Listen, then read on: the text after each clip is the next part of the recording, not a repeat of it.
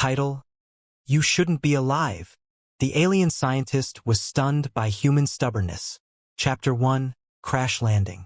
The screeching of metal against the rocky terrain of an uncharted planet jolted Captain Leo Barnes awake. His spacecraft, the Vindicator, lay in ruins around him, smoldering pieces scattered across the dense forest floor.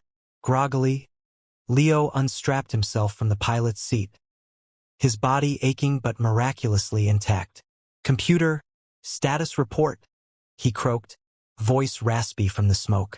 "Main systems offline. Hull integrity compromised. Life support functioning at minimal capacity." The ship's AI, Athena, responded in a calm yet static-filled voice. "Great. Just great," Leo muttered, pushing a fallen panel off his legs. He grabbed the emergency medkit, patched up a gash on his arm, and stumbled out of the wreckage. The air was crisp, filled with the scent of alien flora.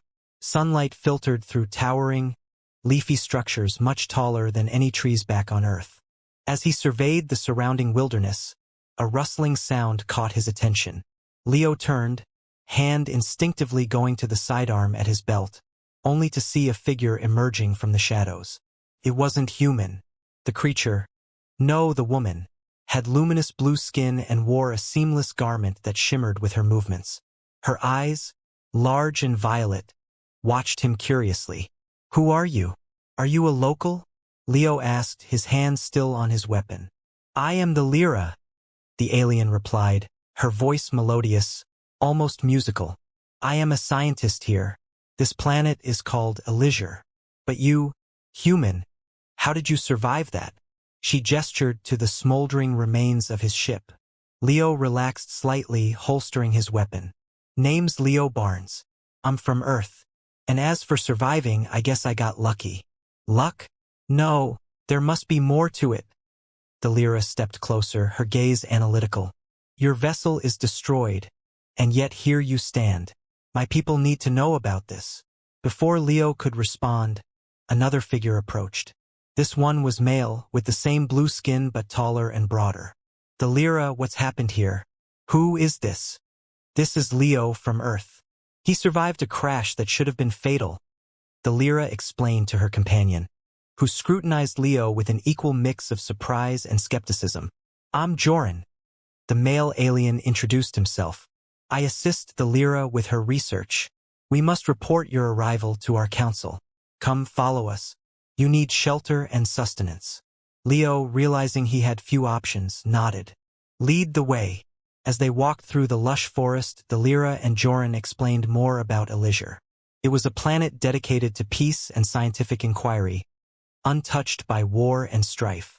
The Elisari people were explorers, much like humans, but with a focus on ecological harmony and technological advancement. "Your coming here must be fate," Joran said thoughtfully. "Perhaps there is much we can learn from each other."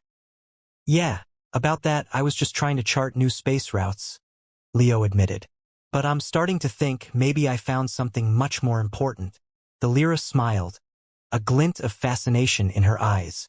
"Indeed, Leo, the universe has ways of bringing us together for reasons we sometimes cannot immediately see." Reaching a clearing, they came upon a village constructed with technology that seemed to blend seamlessly with the natural environment.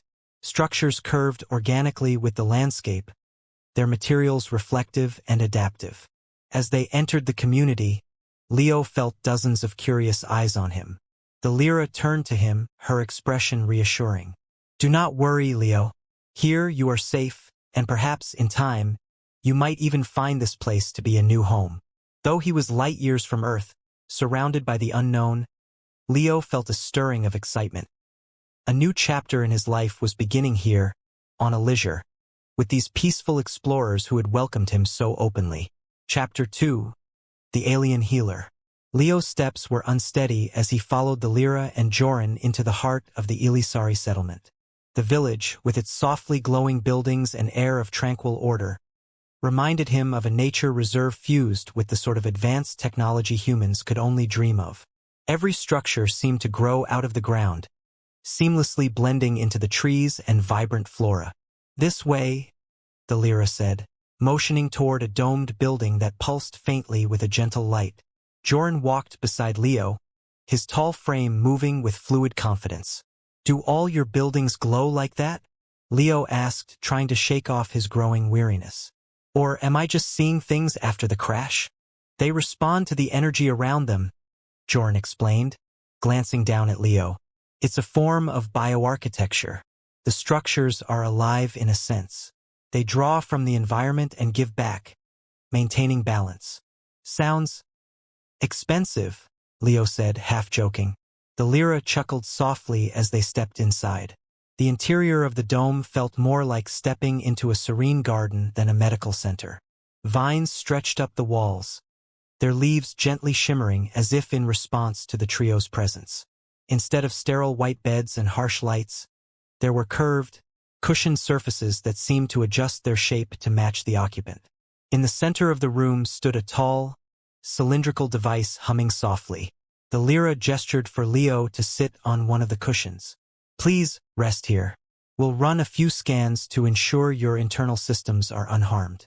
That crash would have killed most other species, including many of our own." "Yeah, you keep saying that," Leo said, easing himself onto the surprisingly comfortable surface.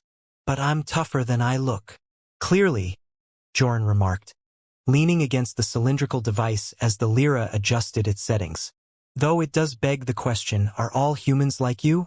Surviving that kind of impact is remarkable." "Well, some are tougher than others," Leo replied, watching the Lyra as she moved with focused precision. "Guess I got lucky again." "Luck is an interesting concept," the Lyra said, her fingers deftly navigating the device's control panel. "But I'd rather understand the mechanisms at work. What is it about your physiology that allowed you to withstand such a catastrophe?"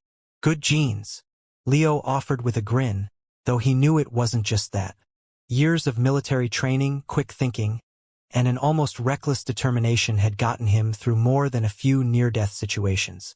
This time was no different, except that he wasn't on Earth anymore. The Lyra glanced at him, her luminous eyes narrowing slightly. "It must be more than that. Your body's ability to endure trauma is exceptional." As the scanner emitted a soft light, a holographic display appeared above it. The Lyra and Joran examined the readings, their faces reflecting curiosity and a touch of disbelief. "Your bone density is higher than average for a human," the Lyra noted, "and your muscular structure shows a level of conditioning that's uncommon among most species. You may not have realized it, but you've adapted to survive in extreme conditions." "Yeah, well, I didn't exactly have a choice.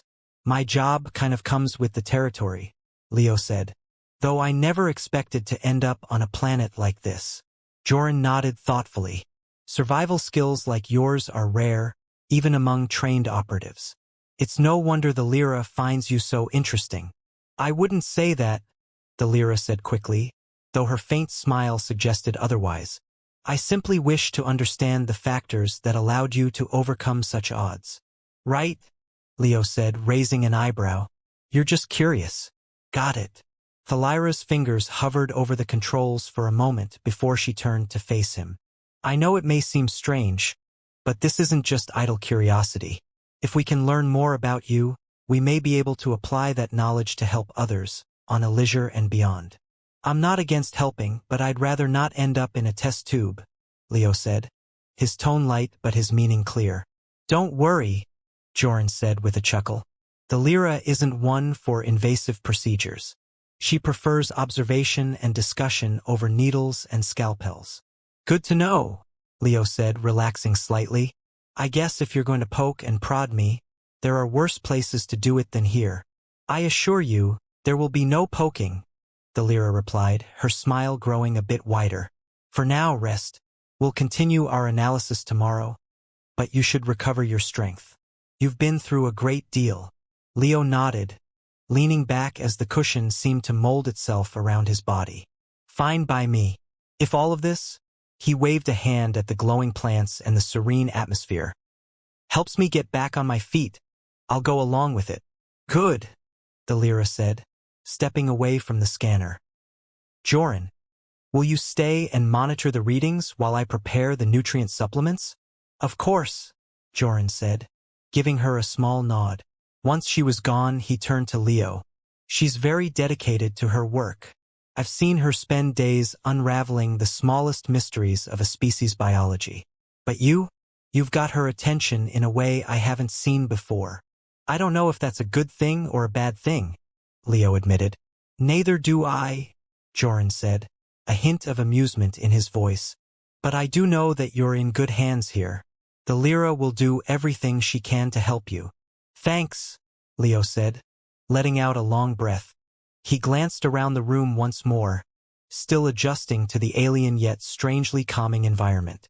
Despite the crash, despite the uncertainty of what lay ahead, he felt a strange sense of ease, like he'd landed in the one place in the galaxy that might actually understand him.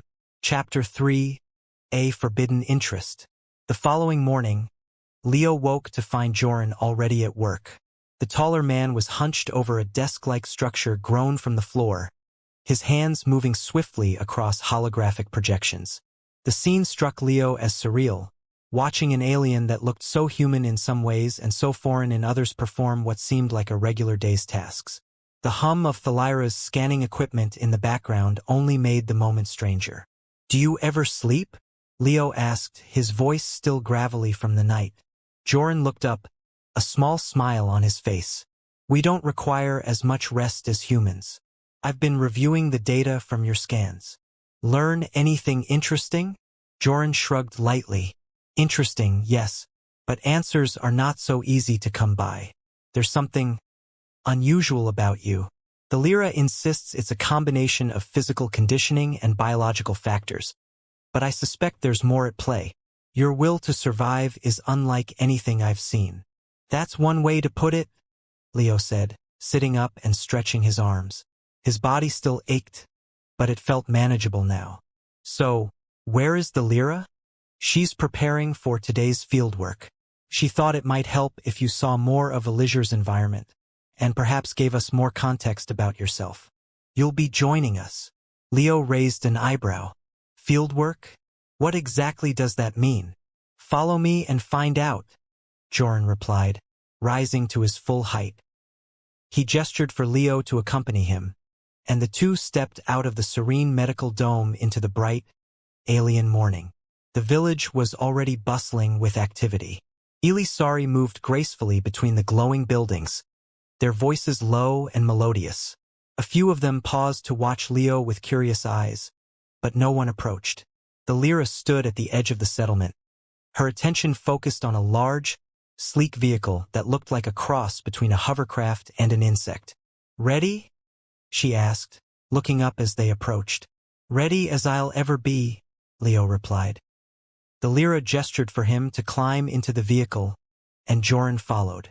The craft hummed softly as it lifted off the ground and glided smoothly above the forest canopy. Leo couldn't help but marvel at the view. An endless expanse of lush, vibrant greenery stretching toward the horizon.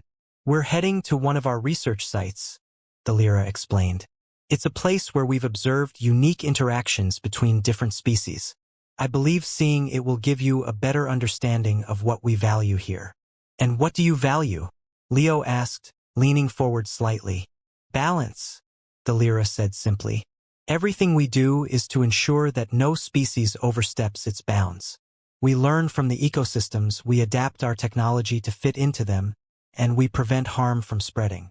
It's why your arrival is so significant. Leo chuckled. I doubt I'm going to upset the balance of your whole planet. Perhaps not, Joran said. But you represent something we've never encountered before. A species that can withstand situations where others would falter. If we can understand that, we might be able to preserve balance even in the most chaotic conditions. Leo nodded, though the idea still felt abstract. I'll do my best. But I'm not exactly a scientist. I'm just a guy who managed to survive a crash. That's more than enough for now, the Lyra said with a faint smile. As the craft descended into a small clearing, Leo noticed an array of delicate, crystalline structures nestled among the trees. They shimmered faintly, reflecting the sunlight, and appeared almost alive. The Lyra stepped out, motioning for him to follow. These structures are formed by local fauna, she explained. They're a type of symbiotic shelter. The creatures inside use them for protection, and in return, they release nutrients into the soil. It's a perfect cycle of cooperation. Looks like a fancy rock garden to me, Leo said. Though he was impressed despite himself, he crouched down to get a closer look. The tiny creatures within the crystals moved slowly, their translucent bodies pulsing with a faint glow. They're incredibly fragile, the Lyra warned, but also crucial to the health of the entire ecosystem. Even the slightest disruption could cause a cascade of changes. Leo nodded, careful not to touch anything. Okay, so don't mess with the shiny bug hotels. Got it. The Lyra gave a small laugh. It's a bit more complex than that, but you understand the gist. Joran, who had been silently observing, finally spoke up. What's more interesting is how your presence might affect the system. Even standing here, you're introducing something entirely new. The creatures can sense you. Notice how their movements have slowed. Leo frowned, watching the tiny glowing forms. So, just by being here, I'm changing things? Not necessarily for the worse, the Lyra said quickly. It's merely an observation. Every action we take has an impact, no matter how small. What matters is understanding that impact and choosing the best path forward. Sounds like a lot of responsibility, Leo said, standing again. It is, Joran replied, but it's also an opportunity. You've survived the unimaginable. Now you have the chance to help us learn how to thrive in harmony, even when circumstances change. The Lyra added, and that's why I wanted you here. To see the beauty of what we're trying to preserve and to understand why your presence matters so much. Leo glanced between the two of them, their calm yet earnest expressions. For the first time, he felt like he was beginning to grasp what the Elisari stood for. This wasn't just about his survival. It was about what he might contribute to something much larger. All right, he said. Show me more. Let's see what makes this place tick. The Lyra and Joran exchanged a brief, approving look before leading him further into the clearing. The day was far from over, and there was so much more to discover. Chapter 4, The Bonds of Unity. The council chamber was far less intimidating than Leo had expected. Unlike the towering, imposing halls he had imagined, the room was open and bright. The ceiling seemed to merge seamlessly with the sky above, allowing sunlight to spill in, creating patterns of light and shadow on the smooth stone floor. Around him, the Elisari council members sat in a semicircle, their calm, inquisitive faces turned toward him. This is Leo Barnes, the human we've spoken of, the Lyra announced, standing beside him. Joran stood on his other side, his imposing height lending silent support. Leo straightened his shoulders, feeling every pair of violet eyes on him. The council was composed of individuals who looked similar to the Lyra and Joran, though their expressions ranged from neutral to skeptical. Leo cleared his throat. Hi, I'm Leo. I'm honored to be here. One of the council members, a tall figure with an ornate, flowing garment, leaned forward slightly. Captain Barnes, we've heard about your arrival and your unexpected survival. It's unprecedented, to say the least. But what we're most curious about is your perspective. You've seen more conflict, more, what do you call it? Adversity than any of us. Your kind has weathered storms that would devastate others. Tell us, what is it that drives humanity to endure, even when the odds seem impossible? Leo shifted his weight, glancing briefly at the Lyra. She nodded slightly, encouraging him to speak. Taking a deep breath, he began. Well, I'm not sure I have a neat answer for that, he said. Humans, we're complicated. We've been through a lot, wars, natural disasters, internal struggles. But I think at the core of it, we just don't like giving up. It's not in our nature. When we're faced with a challenge, no matter how bad it gets, there's this stubborn streak that kicks in. We push through because we believe we can make things better, even when it seems impossible. Another council member tilted their head, their luminous eyes narrowing slightly. Your survival here suggests a strength we cannot fully comprehend. But strength alone is not enough to ensure harmony. How do humans balance this drive to push forward with the need for cooperation, for unity among your people? Leo hesitated, considering the question. I won't lie, humans aren't always great at unity. We fight, we argue, we have a hard time agreeing on things. But we also find ways to come together when it matters. We form alliances, we compromise, we find common ground. It's not perfect, and it can take a long time, but we eventually figure out that we're stronger when we work together. The council members exchanged glances, murmuring softly among themselves. The Lyra stepped forward. If I may, I believe Leo's experience and perspective could offer valuable insights into how we approach our relationships with other species. His ability to endure hardship, to find solutions, to work with others despite differences. These qualities are worth studying. The council leader raised a hand, silencing the murmurs. Captain Barnes, if you are willing, we would like to include you in our discussions on interspecies cooperation. Your experiences may help us forge stronger bonds with those we have yet to fully understand. Leo glanced at the Lyra and Joran, who both nodded. Sure, he said. I'll do what I can. The council members nodded in agreement, and the leader concluded, Very well. We'll reconvene tomorrow to begin this dialogue.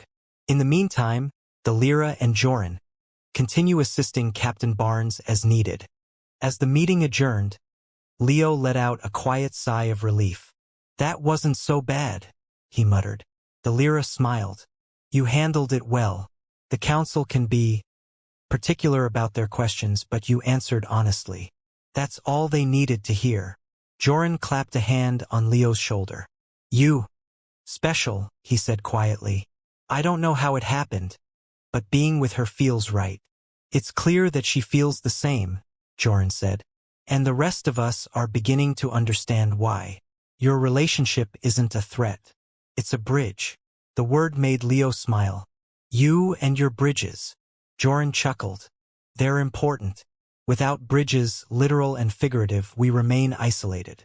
Your bond with the Lyra has shown us that even the most unexpected connections can strengthen our community. It's helped us see beyond our comfort zones. Leo shifted, leaning on a nearby boulder.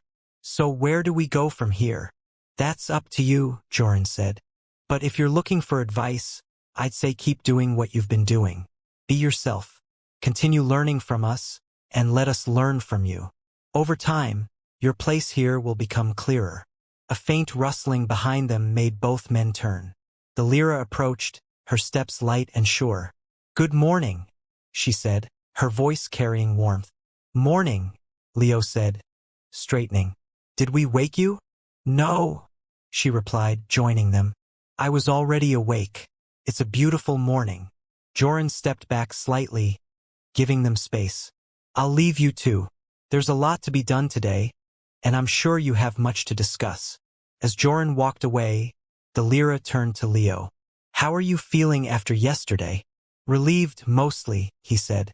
It was a lot, but I think things are going in the right direction. She smiled. I'm glad. The council's acceptance is a big step forward. It means you're truly one of us now. One of you, huh? Leo said, a hint of amusement in his voice. I never thought I'd hear that. Neither did I, the Lyra admitted. But here we are. They stood in comfortable silence for a moment, watching the sunrise together. The light cast a golden glow on Lyra's skin, making her appear even more radiant. Leo felt a strange mix of contentment and curiosity. He'd survived against all odds, but more importantly, he'd found someone worth staying for. I don't know what's next, he said quietly, but I want to figure it out. With you. She reached out, her fingers brushing against his hand. Then we'll figure it out together. Leo nodded, feeling a sense of calm he hadn't known in a long time. The challenges ahead didn't seem so daunting now.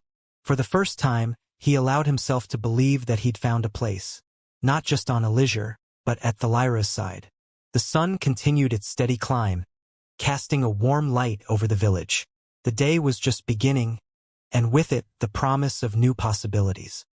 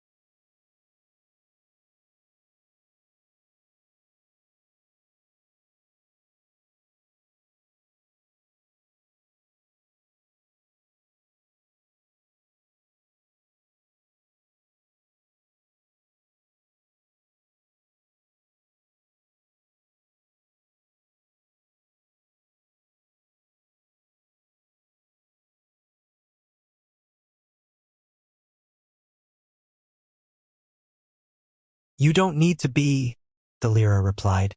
What matters is that you share what you know and you listen. That's how progress is made. The three of them walked back through the village, the soft glow of the buildings creating a peaceful atmosphere. As they passed by other Elisari, Leo noticed the looks of curiosity and even cautious friendliness. It was a small change, but it was something. Looks like they're warming up to me, he said, nodding toward a group of villagers who waved hesitantly. They've never encountered anyone like you, the Lyra said. Your presence is unusual, yes, but it's also intriguing. In time, they'll see you as one of us. One of you, huh? Leo smirked.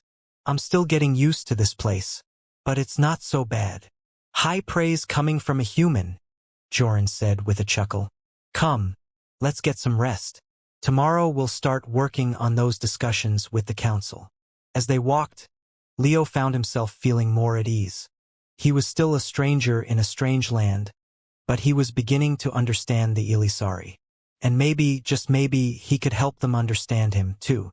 Chapter 5. Interspecies Revelations.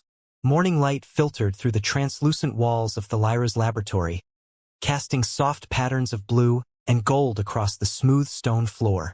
Leo sat at a broad, low table, the surface covered in strange, gleaming devices and samples of Elisari flora. The Lyra, as usual, was engrossed in her work, her slender hands moving quickly as she adjusted a delicate scanner that hovered above a glowing crystal. Joran leaned casually against the doorway, arms folded, observing the scene. Do you ever stop working, the Lyra? I thought today was supposed to be about rest. Rest is subjective, the Lyra replied without looking up. I'm making progress on understanding the molecular structure of these symbiotic formations. Besides, it's not every day I have a human subject to compare readings with. Her lips quirked into a faint smile as she glanced at Leo. You don't mind, do you? Mind? Nah, I'm used to being a guinea pig, Leo said. Back on Earth, I was always testing out new equipment. What's a few more scans? Joran smirked. Good to know you're so accommodating. Maybe we'll have you trying the local cuisine next.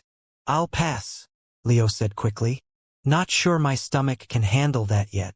The Lyra's scanner emitted a faint hum, and she stepped back to examine the data displayed in the air above it. Her expression grew thoughtful. Fascinating. Your cellular structure shows a level of adaptation we don't typically see. It's almost as if... Let me guess, Leo interrupted. I'm built different?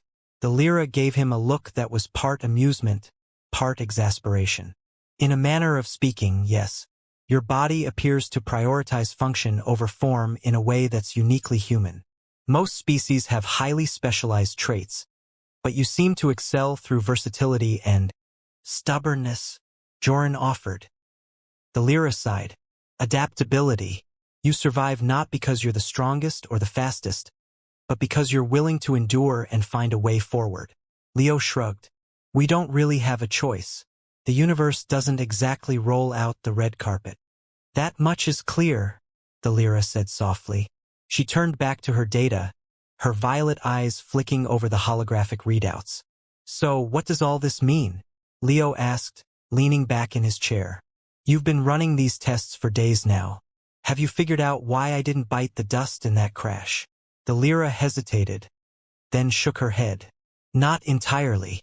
I've identified several unique markers in your DNA, but I can't say they're the reason you survived. It's likely a combination of factors, your training, your mental fortitude, and perhaps some biological traits that we don't yet understand. Basically, you're saying it's a mystery, Leo said, smirking. Science isn't about immediate answers, the Lyra replied. It's about asking the right questions and following where they lead. Joran pushed off the doorway and crossed his arms. That's a lot of words to say. We're still figuring it out. Your support is always appreciated, Joran, the Lyra said dryly. Leo chuckled, but his amusement faded as a thought crossed his mind. You know, I've been thinking, if you can figure out what makes humans tick, what makes me tick, what happens then? Are you just going to file it away in some database? Or are you planning to share it with others? The Lyra looked up, her expression serious. That depends. My people value knowledge, but we also value the consent of those we study. If you're uncomfortable with our findings being shared, we will respect that. I appreciate that, Leo said, his tone softening. It's just weird, you know? Knowing someone's looking at you like a puzzle to be solved. Joran gave him a sympathetic nod. It can't be easy, but try to see it from our perspective. You're the first human we've ever encountered. Naturally, we're curious. Yeah, I get that, Leo said. He glanced around the lab, taking in the glowing devices and the tranquil atmosphere.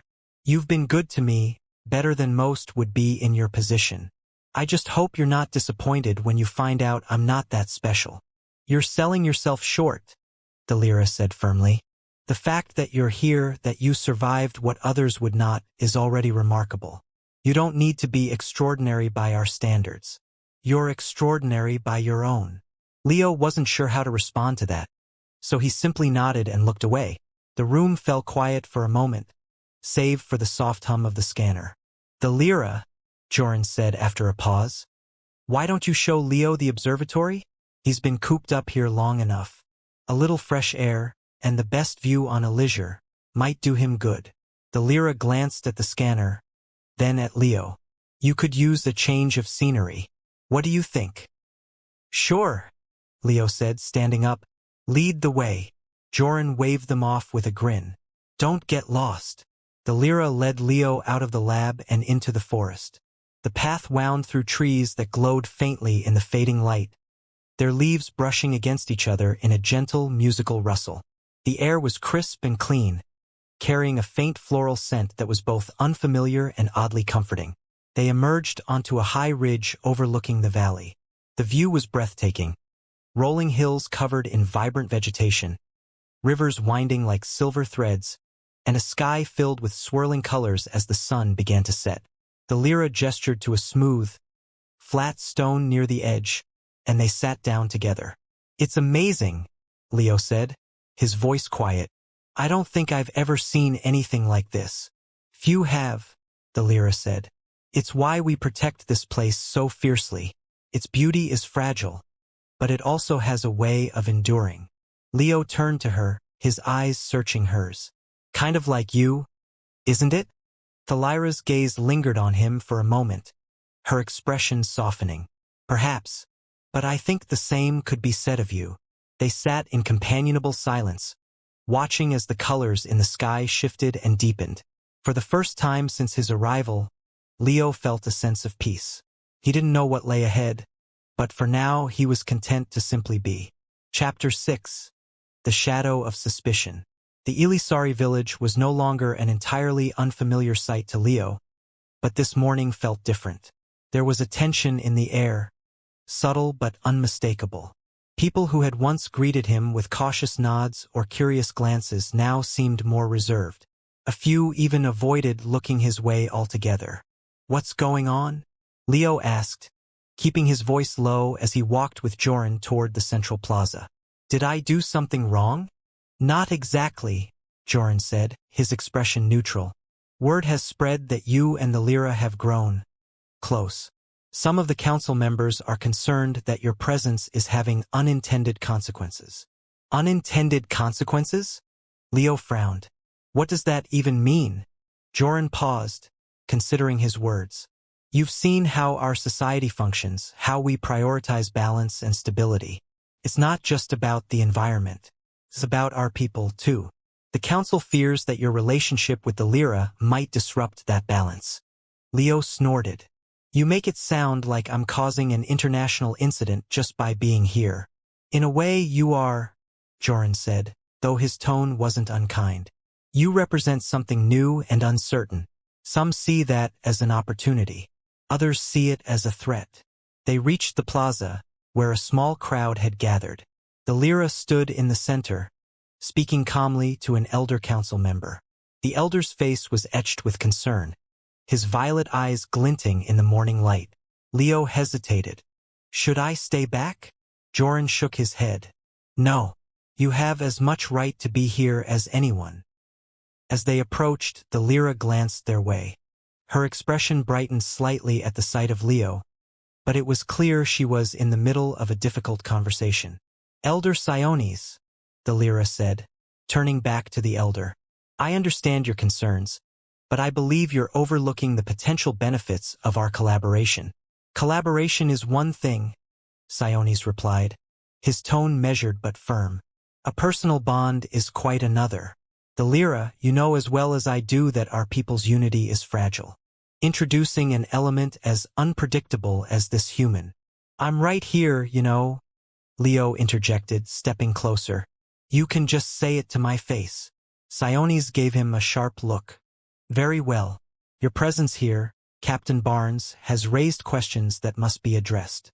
The Council is not in agreement about the long-term implications of your involvement with one of our most esteemed scientists."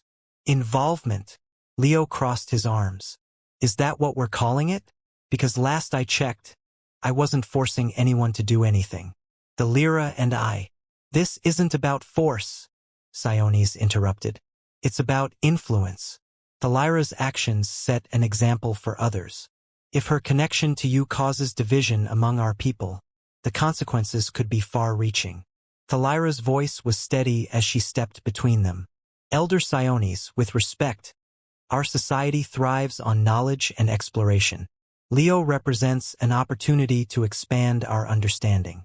By working with him, we strengthen our foundation, not weaken it." "Yet the Council remains divided," Siones said. "Until we have consensus, I must urge caution." "Consensus," Leo said, unable to hide his irritation. "You're afraid I'll ruin your society just by being here?" Siones regarded him with a level gaze. "It's not fear, it's precaution. We've maintained peace and balance for generations. Change must be approached carefully, not rushed." Leo opened his mouth to argue, but the Lyra placed a gentle hand on his arm. "Let's not escalate this," she said softly. "We'll find a way to prove that your presence here is not a disruption, but a contribution." The crowd murmured as Siones nodded curtly. "I hope you're right, the Lyra, for everyone's sake." As the elder walked away, Leo turned to the Lyra. "That was tense." "It's understandable," the Lyra said, though there was a hint of frustration in her voice. "The Council is cautious by nature. They're not used to dealing with something or someone so new." Joran, who had remained silent throughout the exchange, finally spoke up. "They'll come around. It just might take time." "Time we might not have," Leo muttered. "If I'm just causing trouble, maybe I should." "Stop," the Lyra said firmly. She looked him in the eyes, her expression unwavering. "You're not causing trouble. You're challenging them to think differently. That's not a bad thing." Leo sighed. "Yeah, but if it ends up dividing your people—" "That's not your responsibility," the Lyra said. "It's ours. We'll handle it." Joran smirked faintly. "Besides, you're not the first outsider to cause a stir. The difference is you're still here. That means something." "I hope so," Leo said, though he still felt a gnawing unease. The Lyra touched his shoulder again, her grip light but reassuring. "We'll figure this out. Together." Leo nodded, trying to push aside his doubts. He had survived worse than political drama. If he could survive a crash that should have killed him, surely he could survive a few suspicious council members. "Let's get back to the lab," the Lyra suggested. "There's still work to be done." Joran grinned. "And if anyone asks, we're just collaborating. Nothing more." Leo managed a faint smile. "Right? Collaboration." As they left the plaza, the murmurs of the crowd faded behind them. The tension remained, but so did the determination to push forward, one step at a time. Chapter 7, The Test of Unity. Leo crouched next to Joran as they examined the bridge leading into the neighboring village. The structure, made from the same bioadaptive material as much of Elysire's architecture, looked stable until a loud creak reverberated through the air. The central supports had begun to give way, bending under the pressure of last night's storm surge. Joran shook his head. "This isn't going to hold much longer. We'll need to replace the supports or reroute foot traffic until we can rebuild it entirely." "What about the villagers?" Leo asked, glancing at the small crowd gathered on the far side. Some watched in silence, their faces calm but uncertain. Others whispered among themselves, their expressions betraying a mixture of worry and frustration. "We'll need to act quickly," Joran said. "If the bridge collapses, it will cut off vital supplies and communication. They rely on this path to trade and share resources." "And there's no backup route?" Leo asked. "Not one that's safe. The forest here is dense, and the terrain is unpredictable. The bridge was built to simplify travel, and without it," Leo stood, rubbing the back of his neck. "Okay, what's the plan? You've got repair equipment, right?" Joran gave a wry smile. "Not quite. The materials we need are back at the main settlement. It'll take hours to retrieve them, and even then we'll have to fabricate new supports.